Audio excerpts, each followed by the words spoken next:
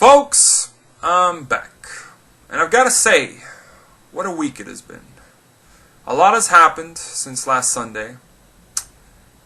And it's been an eventful week, that's for certain.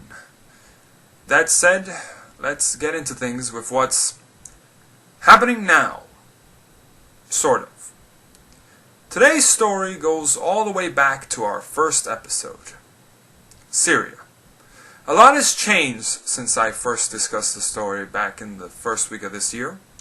When I first discussed the story, the situation was a conflict that pitted Bashar al-Assad's government forces against Kurdish forces, against moderate rebel forces, primarily the Free Syrian Army, against extremist rebel groups like Al-Qaeda, Al-Nusra, and the Islamic State.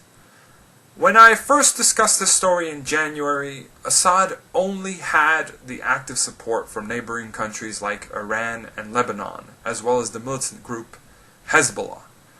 When I first discussed this story in January, the United States of America and its allies in the region and abroad were limited in their support roles to simply providing supplies to moderate rebel forces.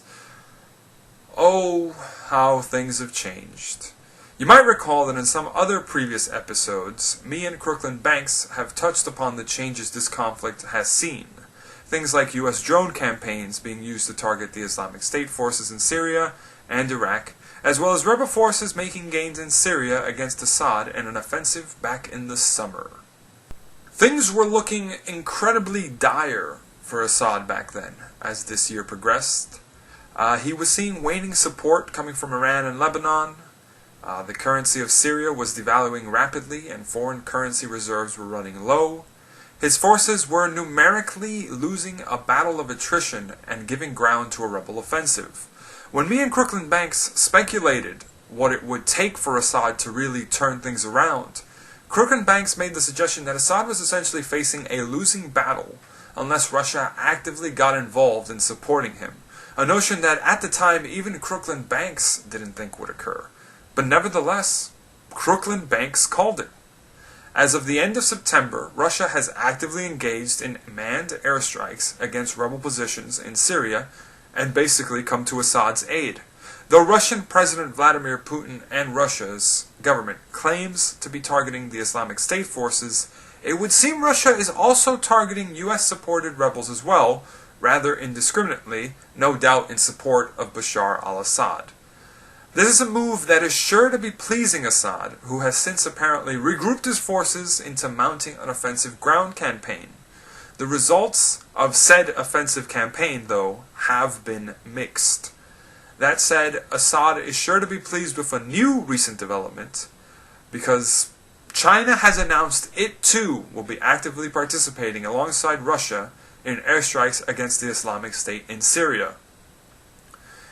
In what can only be described as a power play, China and Russia appear to be determined on finishing what the United States started, and have been unsuccessful at finishing themselves.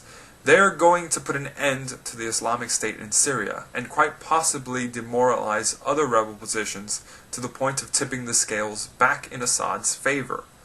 My thoughts on this recent development? The situation in Syria has changed. That much is certain. Whether Russia and China can truly be effective in their campaign, however, quite honestly, time will tell. Switching gears now, we shall discuss why nature hates us. Floods.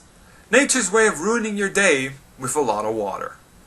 The U.S. state of South Carolina recently experienced massive flooding this past week, as the county of Richland saw Gills Creek flood after prolonged torrential rain.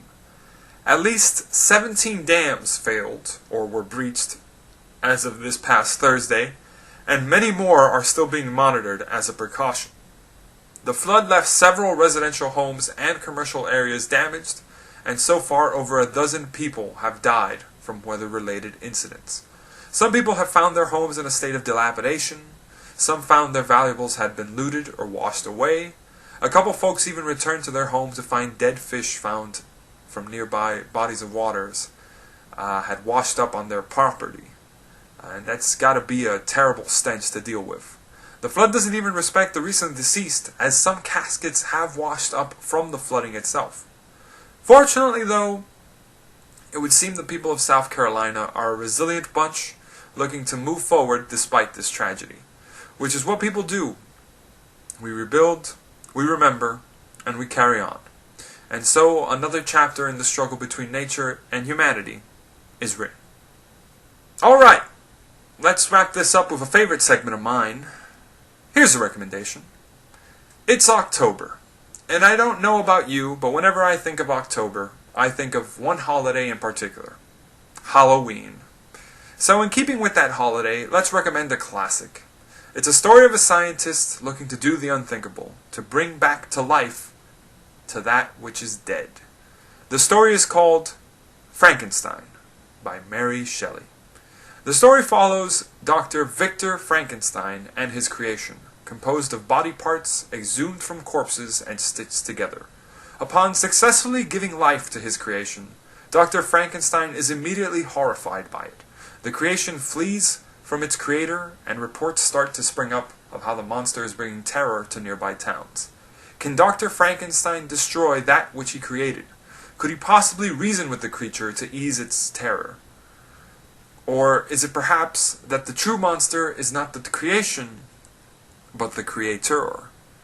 To find out how this tale ends, I encourage you to read the story. Links in the description. Alright, that's all for this installment. See you next week.